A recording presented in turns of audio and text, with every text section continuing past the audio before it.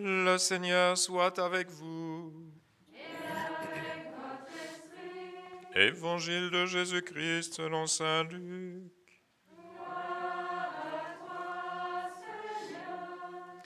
En ce temps-là, Jésus expulsait un démon qui rendait un homme muet. Lorsque le démon fut sorti, le muet se mit à parler, et les foules furent dans l'admiration. Mais certains d'entre eux dirent : « C'est par Belzéboul, le chef des démons, qu'il expulse les démons. » D'autres, pour le mettre à l'épreuve, cherchaient à obtenir de lui un signe venant du ciel. Jésus, connaissant leurs pensées, leur dit : « Tout royaume divisé contre lui-même devient désert. Ses maisons s'écroulent les unes sur les autres. Si Satan, lui aussi, est divisé contre lui-même, comment son royaume tiendra-t-il ? Vous dites en effet que c'est par Belzéboul que j'expulse les démons. Mais si c'est par Belzéboul que moi je les expulse, vos disciples, par qui les expulsent-ils ? Dès lors, ils seront eux-mêmes vos juges. En revanche, si c'est par le doigt de Dieu que j'expulse les démons, c'est donc que le règne de Dieu est venu jusqu'à vous. Quand l'homme fort et bien armé garde son palais, tout ce qui lui appartient est en sécurité.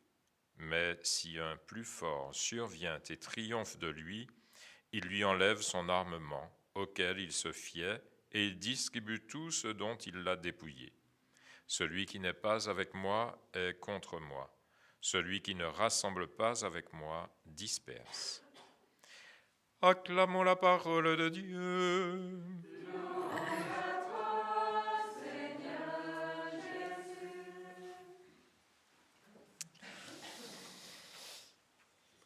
Alors si dimanche, nous serons dans le dimanche létaré de la joie, à la mi-carême, et dans certains pays comme dans les Caraïbes et notamment dans les Antilles, on profite pour recommencer le carnaval. Voilà, donc on va s'amuser le dimanche à la mi-carême, mais la mi-carême, c'est pas d'abord la moitié, c'est d'abord le jour le dimanche létaré, donc de la joie qui va tempérer un petit peu les pénitences et la dureté du carême, la joie parce que la résurrection arrive, la semaine sainte et la résurrection, donc on est encore plus proche de Pâques. Mais pourtant, la liturgie, eh bien, la parole de Dieu est plus incisive. Et donc, elle nous invite davantage et de manière plus pressante à une conversion ou à des conversions. Et donc, depuis le début de la semaine, eh bien, on n'arrête pas d'avoir ces interventions de Dieu qui demandent, qui insistent, convertissez-vous, revenez à moi, écoutez-moi. Hier, nous avons eu Monseigneur de Romanet qui nous a largement parlé justement de l'attitude d'écoute et d'accueil de Dieu.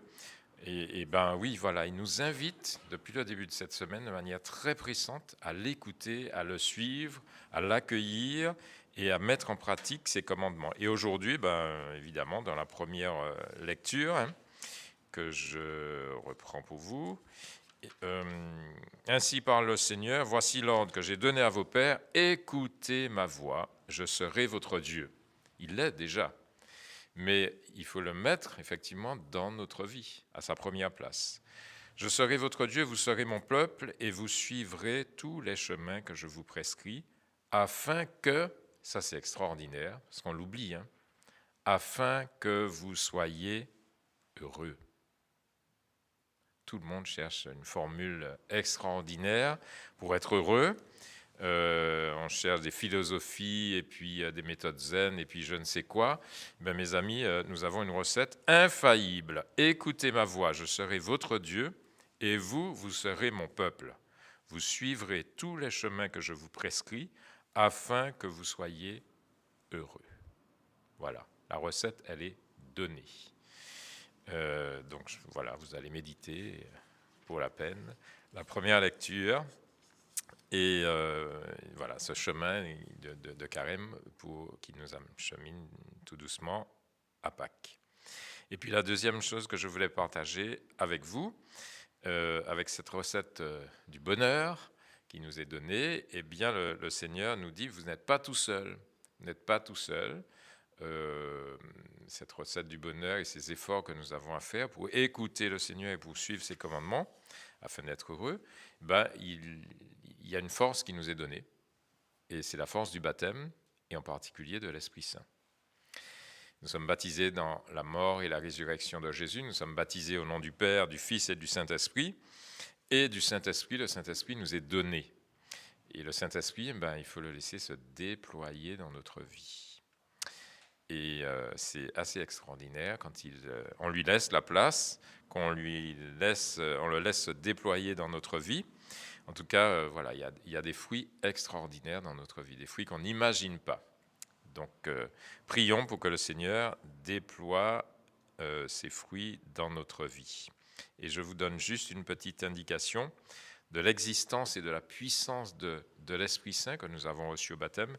C'est Jésus lui-même qui donne cette preuve ou indication aujourd'hui.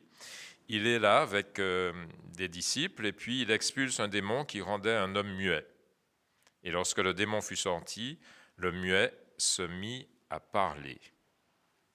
Extraordinaire. Bien sûr, on commence à critiquer Jésus, on lui dit « mais c'est par l'esprit de Belzéboul, par les mauvais esprits que tu fais ça, tu chasses donc d'autres mauvais esprits. » Alors je vous passe la polémique, mais on le soupçonne d'utiliser la force des mauvais esprits pour faire ça. Il dit « pas du tout, pas du tout. » En revanche, dit Jésus, si c'est par le doigt de Dieu que j'expulse les démons, c'est donc que le règne de Dieu est venu jusqu'à vous. Le doigt de Dieu, c'est l'Esprit Saint. Donc il est en train de dire, c'est par la grâce de l'Esprit Saint que j'expulse les démons. Mais l'Esprit Saint, nous l'avons reçu aussi, nous. Vous me suivez? Voilà. Donc nos tentations, nos petits démons, ou nos gros démons, ou tout ce qu'on veut, nous avons reçu l'Esprit Saint. Prions l'Esprit Saint. Demandons à l'Esprit Saint la force de résister dans la tentation. Demandons à l'Esprit Saint la force d'aimer. Demandons à l'Esprit Saint de déployer le fruit, qui est celui de la charité, qui se décline dans une kyrielle de fruits, de vertus, etc., dans notre vie. Voilà. Jésus qui chasse les démons par le doigt de Dieu, la grâce de l'Esprit Saint. L'Esprit Saint que nous avons reçu. Donc nous ne sommes pas tout seuls pour vivre, écouter la parole de Dieu, la vivre, suivre les chemins que le Seigneur nous donne afin que nous soyons heureux. Bon carême.